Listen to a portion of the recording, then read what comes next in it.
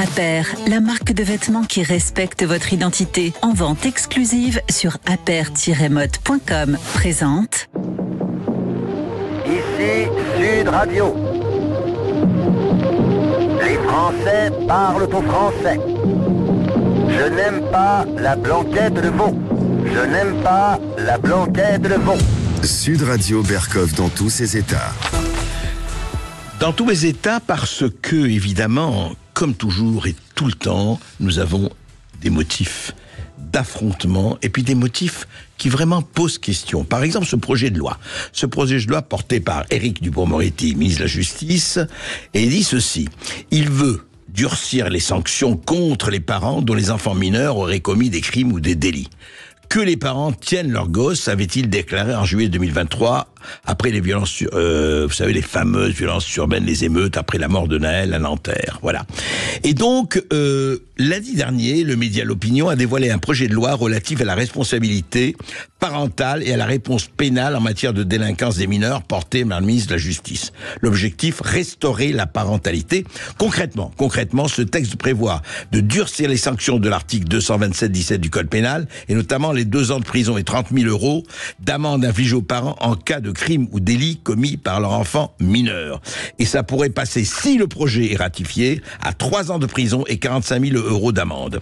Georges Fenech, bonjour. Bonjour. Vous êtes un ancien juge d'instruction, on vous voit tous les jours, pratiquement tous les jours, sur CNews, notamment, et puis, je rappelle, L'Ensauvagement de la France, votre livre, on vous avait reçu pour cela, l'excellent livre, La responsabilité des juges et des politiques aux éditions du Rocher. L'Ensauvagement de la France, justement, les mineurs délinquants, c'est bien le sujet. Mais au fond, Georges Fenech, on pourrait dire, après tout, c'est pas mauvais de responsabiliser les parents, c'est peut-être une bonne chose.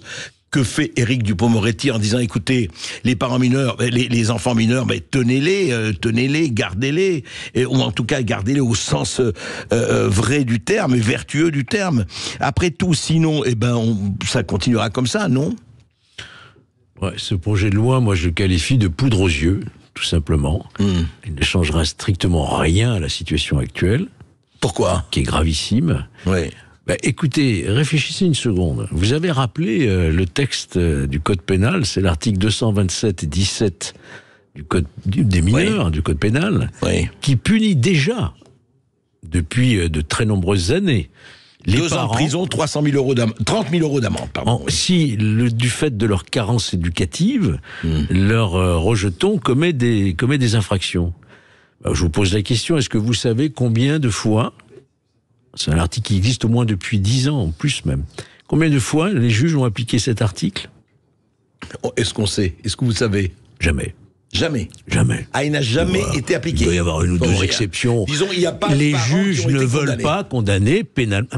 Imaginez que vous avez... Allez, je vous mets une robe de juge, André. Vous avez face à vous un mineur qui a commis des infractions et vous avez sa mère qui est derrière et qui peut pas assurer l'éducation de son enfant, elle travaille, etc. Vous allez la mettre 2 ans en prison ? Réfléchissez une seconde.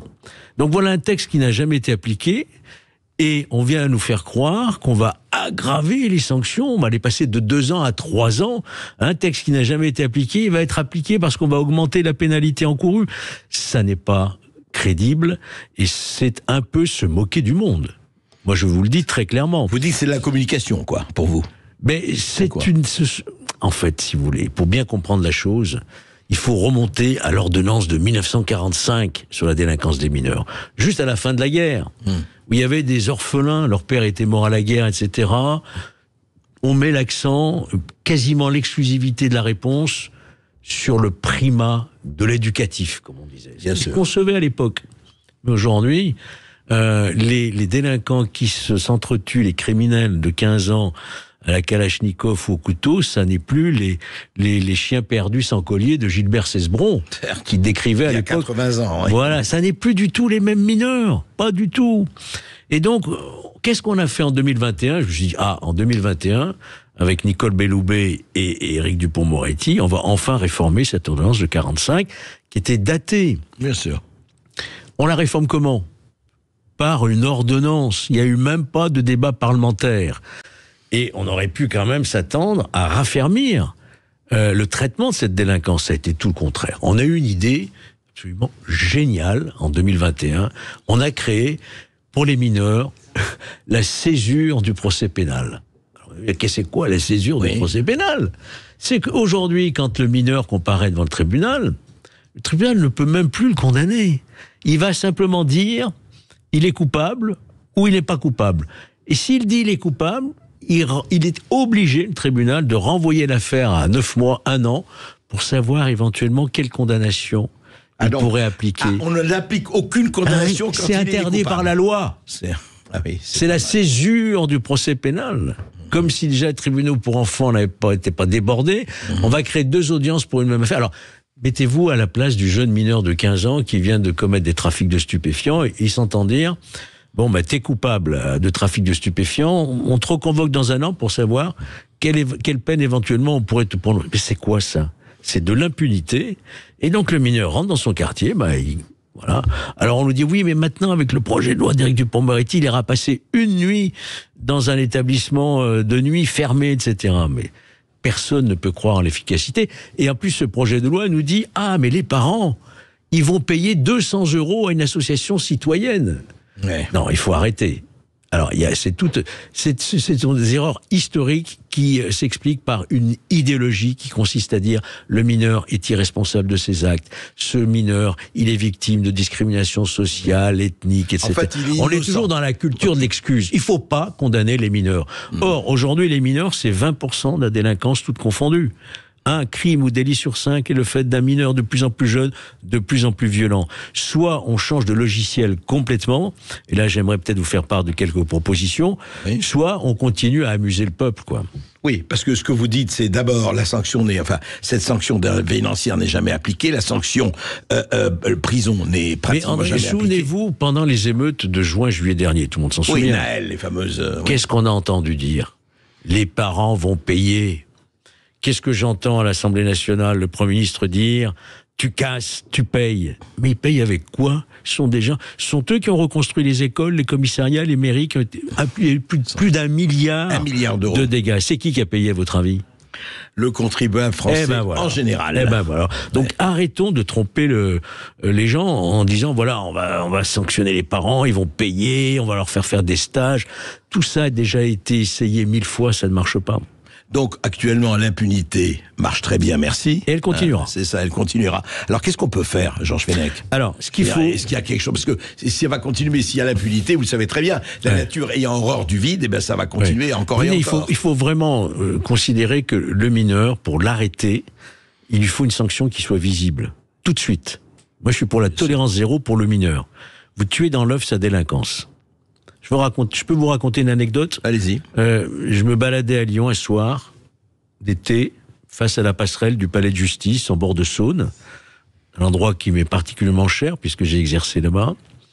Et là, j'entends une voix dans mon dos qui me dit « Vous êtes bien le juge Fenech ?» Alors je me retourne, un peu sur mes gardes, comme toujours. J'ai dit « Oui ». Il me dit « Eh bien, écoutez, monsieur le juge, je voulais vous dire merci ». D'un homme d'une 40aine d'années, de type maghrébin, qui m'aborde ainsi. Je dis, mais merci de quoi? Il me dit, quand j'avais 16 ans, vous êtes le premier, vous m'avez mis 1 mois de prison, et là j'ai compris, et j'ai tout arrêté. Et aujourd'hui, je suis père de famille, j'ai 3 enfants, je travaille. Merci, monsieur le juge. Et il est parti. Oui, c'est-à-dire que Cette anecdote, si vous voulez, elle est vérifiée par des études sociologiques, criminologiques. À partir du moment le taquet à un moment donné. Le mineur, vous le sanctionnez tout de suite par une courte peine. Alors les courtes peines ont été supprimées de notre code pénal, vous le savez. Hein. Celui pour Moretti a supprimé jusqu'à 6 mois, on ne peut plus prononcer de courte peine. Du tout. Alors je ne dis pas que tous les mineurs, il faut les mettre tout de suite comme ça en prison, mais vous créez déjà ne serait-ce que des centres éducatifs fermés. Au moins 1 par département. Il en existe 53 aujourd'hui. Il n'y en a pas 1 par département. Vous généralisez les centres éducatifs fermés. Un mineur de 15 ans, vous le récupérez suite à des violences, suite à des menaces, suite à du harcèlement, suite à du trafic de drogue, et vous le mettez 1 mois, 2 mois, 3 mois dans un centre fermé, privé de liberté, là, il va comprendre. Mais si vous lui dites, reviens dans 1 an, on verra ce qu'on fera, il ne comprend pas. Oui, voilà. Parce qu'il se dit, bon, dans 1 an, j'ai le temps de voir et j'ai le temps de... Je vous parle concrètement. J'ai été substitut des mineurs, j'ai été juge d'instruction des mineurs. Je sais comment arrêter la délinquance des mineurs. Si vous avez votre enfant qui fait tout le temps des bêtises, et vous dites la prochaine fois, tu auras une sanction, je te priverai de téléphone portable. Et puis, vous sanctionnez pas. À la 50e fois, vous lui dites, cette fois-ci, ça va être la bonne. Mais il vous rit au nez. Donc, si les juges des enfants continuent à adresser des avertissements, des rappels à la loi, des remises à parents, des libertés surveillées prejudicielles, du sursis avec mes épreuves, et vous avez des casiers judiciaires des mineurs qui n'ont pas fait un jour d'enfermement, eh bien, comment voulez-vous qu'ensuite ils s'arrêtent dans leur délinquance ? Je vous écoute, Georges Fenech, c'est-à-dire qu'il faut arrêter cette césure qui est grotesque. Il faut arrêter cette césure qui encombre les tribunaux. Voilà. L'idée, c'est de dire, on va voir comment va évoluer le mineur pendant cette année pour savoir. Voilà. Donc, c'est pas vrai, c'est pas comme ça que ça marche. Un mineur, il a besoin de comprendre tout de suite que ce qu'il fait, il doit pas le faire. S'il n'y a pas un mur qui dit, écoutez, au-delà de cette limite, ton ticket n'est plus valable, il va continuer. Oui. Sauf que si vous voulez, les tribunaux pour enfants, ils sont trustés beaucoup par les magistrats du syndicat de la magistrature. Ils aiment bien ces postes-là, où ils vont appliquer cette protection judiciaire de la jeunesse. On n'ose même pas parler de délinquants mineurs récidivistes. Oui, et en plus, c'est accentué par le fait, c'est ce que vous dites, au fond, les courtes peines, il n'y a plus de courtes peines. Elles ont été supprimées. Voilà. Elles ont été supprimées sous le ministère de monsieur Dupond-Moretti. Ça avait déjà été mis en chantier par madame Belloubet. Un tribunal aujourd'hui, mais je parle pas uniquement des mineurs, je parle aussi des majeurs là. Oui. Tribunal correctionnel, type comparé. Un tribunal ne peut plus prononcer de peine inférieure à 6 mois, ça n'existe plus. C'est extraordinaire. Et s'il prononce une peine à partir de 6 mois jusqu'à 1 an, il doit le dire sur le siège là, en quoi il la transforme. C'est-à-dire, vous ferez des travaux d'intérêt généraux, vous ferez de la justice. Donc, si vous voulez, on a dévitalisé la sanction, on n'aime pas la prison, on considère qu'elle est criminogène. Il n'y a plus de place. D'ailleurs, on n'en construit pas. Voilà, on n'en construit pas parce qu'on n'a pas les moyens. C'est parce qu'on ne veut pas les construire. Il y avait eu un plan 20 000 places de prison sous Sarkozy en 2012. Madame Taubira est arrivée, elle l'a abrogé immédiatement. Emmanuel Macron avait dit lors de sa première campagne, je construirai 15 000 places de prison. 7 ans après, il y en a tout juste 2 à 3 000 maximum qui ont été construites. Donc, ce projet, Georges Fenech, de restaurer la parentalité ne va être que pour continuer l'impunité.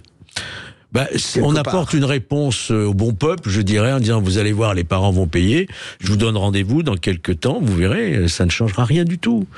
Merci Georges Fenech, c'était en tout cas très clair, voilà. Je rappelle le plus récent livre de Georges Fenech, lisez-le, l'ensauvagement de la France. Et malheureusement, ce ne sont pas ces derniers projets de loi qui vont arranger les choses. Merci Georges Fenech d'avoir été avec nous, c'est aux éditions du Rocher. On marque une courte pause sur Sud Radio, on revient dans un instant, à tout de suite. Et puis pour prendre la parole, 0826 300 300, à tout de suite.